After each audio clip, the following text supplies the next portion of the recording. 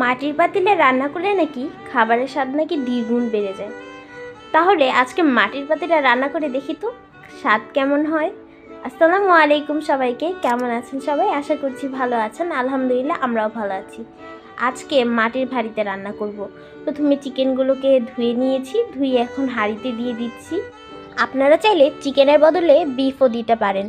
তো চিকেনগুলো দেওয়া হয়ে গেলে এখন এতে সব রকমের মশলা দিয়ে দিব। প্রথমে এতে আস্ত গরম মশলা দিয়ে দিচ্ছি, কুচি করা পেঁয়াজ দিয়ে দিচ্ছি, আর এখন এতে আদা রসুন বাটা দিয়ে দিচ্ছি।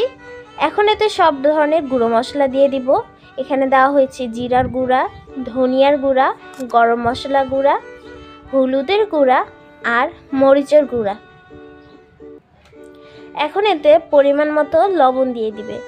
এখন এতে সরিষার তেল দিয়ে দিবে আর সাথে সামান্য পরিমাণের সয়াবিন তেল। এখন সব কিছু দেওয়া হয়ে গেলে ভালো করে মেখে নিবে। আর মাটির হাঁড়িতে কিন্তু রান্না করলে আমরা এইভাবেই মাংসটা মেখে রান্না করি, খেতে কিন্তু দারুণ লাগে। আর ভালো করে মাখতে হবে মশলাগুলো, যাতে সব মাংসের গায়ে ভালো করে লেগে যায়। আমার কাছে কিন্তু এভাবে হাতে মেখে রান্না করলে ভালোই লাগে খেতে। তো এখন এতে সামান্য পরিমাণে পানি দিয়ে দিবে। মাংস মাখানো হয়ে গিয়েছে, এখন ঢাকনা দিয়ে ঢেকে চুলায় আগুন জ্বালিয়ে দিবে। এই যে মাংস কষানো কিন্তু অনেকটা হয়ে এসেছে, এখন আবার একটু ঢাকনা দিয়ে ঢেকে দিয়েছিল, এখন নাড়া দিয়ে দিচ্ছে। নাড়া দেওয়ার পর কিন্তু আবার ঢাকনা দিয়ে ঢেকে দিবে। আর একটু পরপর নাড়া দিতে হবে, না হলে কিন্তু বোঝা যাবে না আসলে মাংসটা শুকিয়ে গেছে নাকি। যেহেতু মাটির হাঁড়িতে রান্না হচ্ছে, একটু পরপরই দেখতে হচ্ছে।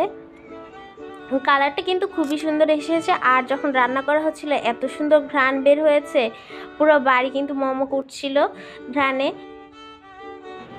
এখন এতে পানি দিয়ে দিচ্ছি, পানি দিয়ে এখন আবার ভালো করে নেড়ে ঢাকনা দিয়ে ঢেকে দিব। কিছুক্ষণ পর কিন্তু দেখা যাচ্ছে মাংস কিন্তু একদমই হয়ে এসেছে। আর এত সুন্দর ঘ্রাণ কি বলবো, খেতেও কিন্তু দারুণ হয়েছিল। আপনারা কিন্তু এভাবে বাসায় ট্রাই করতে পারেন।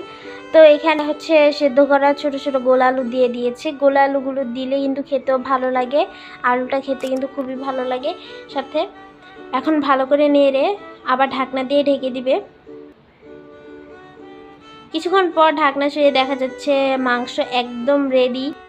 এখন এতে উপর দিয়ে একটু গরম মশলা গুঁড়ো দিয়েছে। গরম মশলা দিলে কিন্তু ঘ্রাণটা কিন্তু খেতে অনেক সুন্দর লাগে। তো মাংস এখন আমরা সার্ভ করব, সার্ভ করে আমরা সবাই মিলে এখন খাবো। আর এভাবে কিন্তু আপনারা একদম মাটির হাঁড়িতে রান্না করে খেয়ে দেখতে পারেন, খেতে কিন্তু আসলেই অনেক ভালো লাগে। এটা ঠিক যে হ্যাঁ, মাটির হাঁড়িতে রান্না করলে কিন্তু খেতে দারুণ হয়। আর আমাদের বাসায় এভাবে কিন্তু মাঝে মধ্যে মাটির হাঁড়িতে রান্না করা হয়। ধন্যবাদ সবাইকে পুরো ভিডিও দেখার জন্য। আল্লাহ হাফেজ।